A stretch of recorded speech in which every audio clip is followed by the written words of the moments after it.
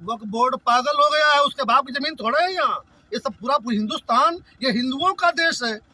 हाँ, इसलिए उसका कुछ नहीं है, वो पगला गया है, वो खामखा विवाद पैदा कर रहा है। हिंदुस्तान हिंदुओं का है, किसी के पिताजी का नहीं है। और यहाँ पर जो 90% मुसलमान ईसाई हैं, उनके भी पूर्वज कभी हिंदू ही रहे होंगे। यहाँ कुछ लोग विधर्मियों द्वारा क्रिश्चियन बनने का काम कर रहे हैं। मेरा मेन फोकस यह है, हमारे हिंदू धर्म भाई क्रिश्चियन बनना चाह रहे हैं, यह कदापि हम लोगों को बर्दाश्त नहीं। लाभ आप नहीं ले सकते हैं। जब आप धर्म छोड़ चुके हैं तो आपको आरक्षण छोड़ना पड़ेगा, अन्यथा आप जेल जाने के लिए तैयार रहिए। आज विश्व हिंदू परिषद के द्वारा समरसता यात्रा निकाली गई। ये यात्रा बेलीपार से होकर के तमाम गांव होते हुए कतरारी में पहुंची है। संगठन के लोग हमारे साथ मौजूद हैं।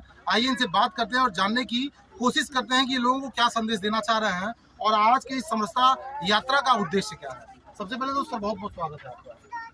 मैं राजेश, प्रांत संगठन मंत्री, विश्व हिंदू परिषद।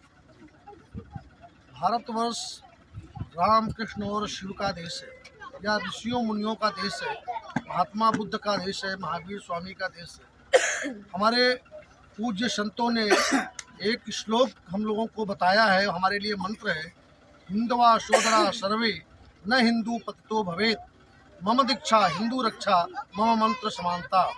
हिंदू की रक्षा करना हमारा परम कर्तव्य है। कोई भी हिंदू अछूत नहीं है, छोटा नहीं है, बड़ा नहीं है। इसीलिए समस्त हिंदू समाज या राम कृष्ण गौतम महावीर की संतान है। हम लोग यात्रा के माध्यम से समस्त हिंदू समाज को संदेश देना चाहते हैं कि जातियों में न बटें, ऊंच नीच में न बटें। हमारी सबकी भारत माता एक है, हम सब एक हैं। इसलिए देश के लिए जिए, समाज के लिए जिए, इस मंत्र को लेकर के हम लोग काम कर रहे हैं। और ईसाई मिशनरियों के लोग जो हिंदू समाज में घुस करके और अपना कुचक्र चला रहे हैं, उस कुचक्र को हम तोड़ने का काम करेंगे। निश्चित रूप से हमारे कार्यकर्ता अब सचेत हो गए हैं। किसी गांव में भी ईसाई पादरियों को घुसने नहीं देंगे। एक भी हिंदू को हम ईसाई और मुसलमान नहीं बनने देंगे। प्रयागराज में महाकुंभ लग रहा है। ऐसे तो 12 साल बाद महाकुंभ लगता है, लेकिन जो ये योग बन रहा है 144 साल बाद ये योग बन रहा है। ऐसे में वक्फ बोर्ड कह रहा है कि जो महाकुंभ लग रहा है, जहां लोगों की भीड़ इकट्ठी हो रही है, वो जमीनें उनकी हैं। इस पर आप लोग क्या कहते हैं? वक्फ बोर्ड पागल हो गया है, उसके बाप की जमीन थोड़ा है यहाँ। ये सब पूरा हिंदुस्तान ये हिंदुओं का देश है। हाँ, इसलिए उसका कुछ नहीं है, वो पगला गया है, वो खामखा विवाद पैदा कर रहा है, हिंदू समाज को उकसा रहा है कि हिंदू समाज भिड़े, और वो राजनीतिक रोटी सेकने के लिए ऐसा ये कुचक्र कर रहा है। कोई बात नहीं है, पूरा हिंदुस्तान हिंदुओं का है, किसी के पिताजी का नहीं है। और यहाँ पर जो 90% मुसलमान ईसाई हैं, उनके भी पूर्वज कभी हिंदू ही रहे होंगे। हिंदुस्तान हिंदुओं का है। धर्म के आधार पर अगर बंटवारा किया है तो जहाँ वो जाना चाहे वहाँ जा सकते हैं। अच्छा, लगातार उन लोगों के द्वारा कहा जाता है कि एक ही समुदाय को बार बार सभी लोग टारगेट कर रहे हैं, उनकी मस्जिदों को तोड़ करके मंदिरों का निर्माण कर रहे हैं। इस बयान पे क्या कहना है? जब वहाँ साक्ष्य मिलेंगे तभी होगा। कोई टारगेट नहीं कर रहा है, ये तो था ही पूरे देश के अंदर। और देश नहीं, ये सांस्कृतिक भारत, अफगानिस्तान और श्रीलंका, तिब्बत और अपना जो है नेपाल, बर्मा और भूटान, ये सब हमारा ही था। ये सांस्कृतिक भारत वर्ष है। जहाँ जहाँ भी खुदाई करेंगे वहाँ मंदिर निकलेगा। इसलिए मंदिर हम निकाल नहीं रहे हैं, टारगेट नहीं कर रहे हैं। जहाँ मंदिर होगा वहाँ लिया जाएगा, उसमें कोई समस्या है। अच्छा, आपकी रथ यात्रा कहाँ से शुरू हुई है? हमारी रथ यात्रा कल महानगर से प्रारंभ हुई। कई मोहल्लों में गई जहाँ पर सेवा बस्तियाँ हैं, जहाँ पर ऐसे निर्धन लोग, गरीब लोग जो छुआछूत और भेदभाव के अंदर थोड़ा सा घर कर गया है। और हम लोगों की गलती है। जो अपने को कहते हैं कि हम बड़े हैं, बड़ी जाति के हैं, उनकी बहुत बड़ी गलती है। उनको उनके साथ जाना चाहिए, उनके पास मिलना चाहिए, उनके यहाँ बैठना चाहिए। तो हम सेवा बस्तियों में जाकर के हमारे साधु संत महात्मा और हमारे कार्यकर्ताओं ने उनके यहाँ भोजन किया, उनको साथ में रख करके और फिर कार्यक्रम किया। वहाँ सबके घर में हम लोग गए, कहीं पर जलपान हुआ, कहीं भोजन हुआ, बड़ा प्रभावित हुए लोग। तो ये कल से यात्रा महानगर गोरखपुर से चली है और कई वहाँ पर मोहल्लों में होते हुए आज ये ग्रामीण क्षेत्र में आई है। आज दिन भर या शाम तक, रात तक यहीं रहे। अच्छा, कतरारी में ही वास करना है। न कतरारी में नहीं, कतरारी, आस पास के, घोड़ी हाँ, घोड़ी कई स्थानों पर इस ग्रामीण जिले में ग्रामीण जिले 10-12-15 गाँव में बहुत कार्यक्रम। बड़ा जिला है। कब तक, कितने दिनों तक यात्रा चलेगी? ये यात्रा 10 तारीख तक चलेगी, 10 जनवरी तक। क्या लोगों को संदेश देना चाहेंगे इस यात्रा के बारे में? हमने कहा हिंदवा शोधरा सर्वे, समस्त हिंदू सहोदर भाई है। कोई भी न छोटा है न बड़ा है, न ऊंच है न नीच है, कोई भी हिंदू पतित नहीं है, अछूत नहीं है। इस भाव को खत्म करना है जो लोगों के मन में घर कर गया है कि हम छोटे हैं, बड़े हैं, ऊंच नीच हैं, हम छुआछूत पैदा कर रहे हैं। इस भाव को समाप्त करके समस्त हिंदू समाज को एक पटल पर लाने का काम या समरसता यात्रा करेगी। जो लोगों को जगाने का काम, लोगों को जगाने का काम कर रहे हैं।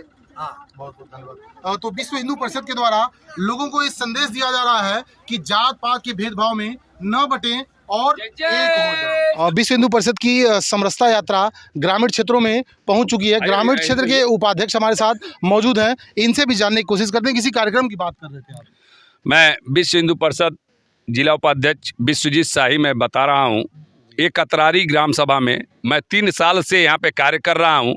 जो यहाँ कुछ लोग विधर्मियों द्वारा क्रिश्चियन बनने का काम कर रहे हैं, मेरा मेन फोकस यह है, हमारे हिंदू धर्म भाई क्रिश्चियन बनना चाह रहे हैं, यह कदापि हम लोगों को बर्दाश्त नहीं है।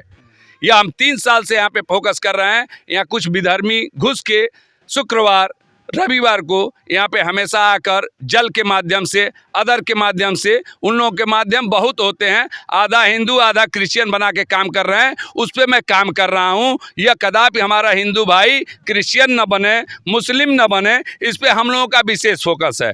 आज समरसता का जो यात्रा निकाला गया है, विशेष इसी पे हम कार्यक्रम कर रहे हैं। जो हिंदू धर्म के लिए तैयारी चल रही है, हमारा हिंदू भाई किसी कारण से बट जा रहा है, दूसरे धर्म को ज्वाइन कर ले रहा है, आखिर क्यों? हम सनातनी की बात करते हैं, हमारा सभी भाई, हमारा सभी परिवार है, इसलिए हम सनातन की बात करते हैं।